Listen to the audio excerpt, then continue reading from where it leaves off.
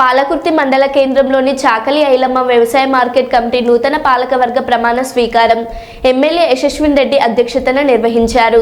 నూతన పాలకవర్గానికి MLA Yashaswini Reddy, in charge Jhansi Reddy, Dornakal MLA ప్రభుత్వ విప్ డాక్టర్ జాటోత్ రామచంద్ర నాయక్ శుభాకాంక్షలు తెలిపారు. ఈ సందర్భంగా ఎమ్మెల్యే యశస్విన్ రెడ్డి, ప్రభుత్వ విప్ డాక్టర్ రామచంద్ర నాయక్లు మాట్లాడుతూ గత 10 సంవత్సరాల బీఆర్ఎస్ పాలనలో రాష్ట్రాన్ని అప్పుల కుప్పగా మార్చిన ఘనత కేసీఆర్, కేటీఆర్కే దక్కుతుందన్నారు. గత ప్రభుత్వంలో పంచాయతీరాజ్ శాఖ మంత్రిగా ఉండి సర్పంచ్లకు బిల్లులు చెల్లించలేని దయాకర్ రావు నేడు ముసలి కన్నీరు కార్చడం ఆయన దిగజారుడుతనానికి నిదర్శనమన్నారు. కాంగ్రెస్ ప్రభుత్వం ఎన్నికల్లో ఇచ్చిన హామీలను ఒక్కొక్కటిగా నెరవేరుస్తుందన్నారు. పాలకుర్తి చెన్నూరు రిజర్వాయర్ పనులను పూర్తి చేయడమే తన ముందున్న లక్ష్యమన్నారు.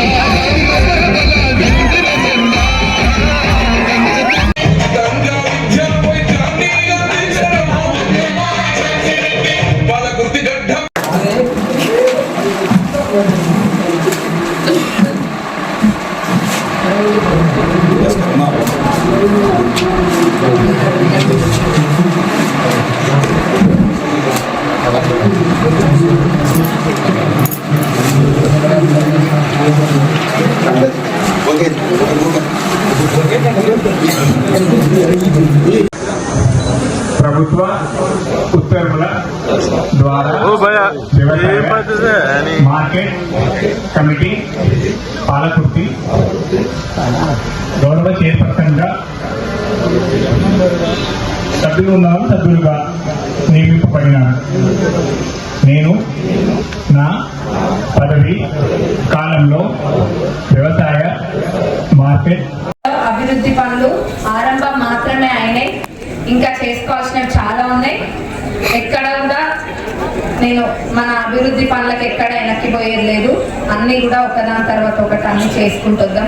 పాలకుర్తి చెన్నూరు రిజర్వాయర్ కూడా ఖచ్చితంగా ఈ 4 ఏళ్ల పీరియడ్ లో పూర్తయితాయి. 10 సంవత్సరాలు వాళ్ళు చేయలేదు, 4 సంవత్సరాల్లో ఖచ్చితంగా పూర్తయితాయి.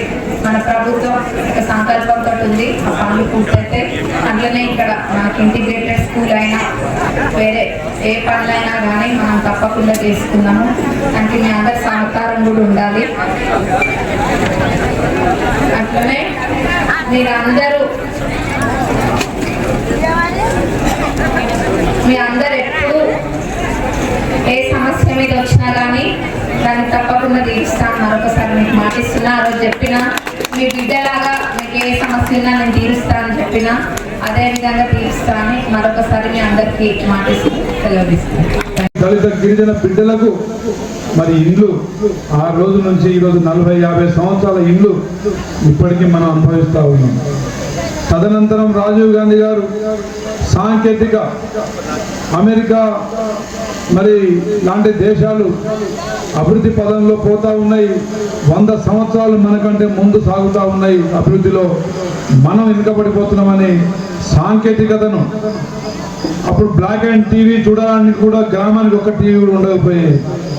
అలాంటి పరిస్థితి నుండి ఈరోజు ఒక ఇంట్లోనే ప్రతి బెడ్రూమ్లో టీవీలు, ప్రతి వ్యక్తికి సెల్ ఫోన్లు, ల్యాప్టాప్లు లాంటి సాంకేతికత తెచ్చింది స్వర్గీయ రాజీవ్ గాంధీ గారు. ఆ తర్వాత మరి మొన్న రాహుల్ గాంధీ గారు ఈ దేశంలో ఆర్థికంగా ఉన్నవాళ్ళు అయిపోతున్నారు, పేదవాడు ఇంకా పేదవాడు అయిపోతుందని చెప్పేసి భారత్ జోడో యాత్రను చేపట్టి మరి 4 నెలల్లో కన్యాకుమారి నుండి కాశ్మీర్ దాకా యాత్ర చేసి పేదవాడి పక్షాన నేను ఉన్నా అని మనోధైర్యాన్ని కల్పించి మరి సామాజిక న్యాయం, సమన్యాయం జరగాలంటే కులగణన జరగాలి.